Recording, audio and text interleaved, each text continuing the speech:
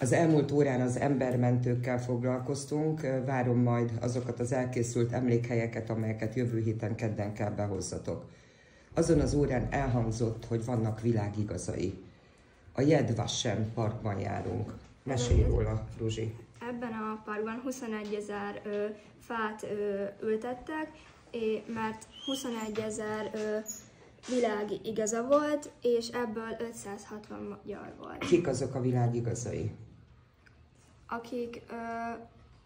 Akik a zsidó embereket meg úgymond a zsidó emberek mellett álltak, akik nem zsidók voltak. Nem zsidók voltak, magyarok, lengyelek, bajorok, stb., de ők megmentettek életeket. Mit mondott a Talmud?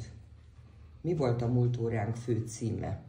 Aki egy embert megment, az egy világot ment meg. Mellette mit látunk, Zoé? A zsidó gyermekeknek az emlékművét, ahol közel 1,5 millió gyermeket ábrázol, vagy hogy mondjam. Jelképez, igen. És hogyha elmegyünk az emlékműve, akkor hallhatjuk a zsidó gyerekeknek a nevét, és a hangjukat próbálták meg, hogy meg tudjuk hallgatni, és hogy mikor születtek, és hogy mikor haltak meg. Köszönöm. Medox, ti mit építettetek? A legnagyobb csarnok emlékmű, a belsejében található az örök láng, és ugye a falain a 22 tábor neve található. Ahol? Ebben a táborban mi történt? Hát kínozták az embereket. Meg dolgoztatták.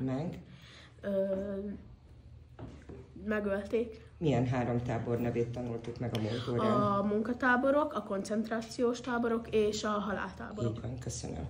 Végül itt egy kicsit elkanyarodunk a Yad Vashemtől. Mit építettetek? Hát egy zsidó sírhelyet, amiknek kavicsok vannak a tetején, amik az örök életet és a lelkek halhatatlanságát jelképezik. Igen, és mit fog a robototok csinálni? Hát oda vinni egy kavicsot. Na nézzük.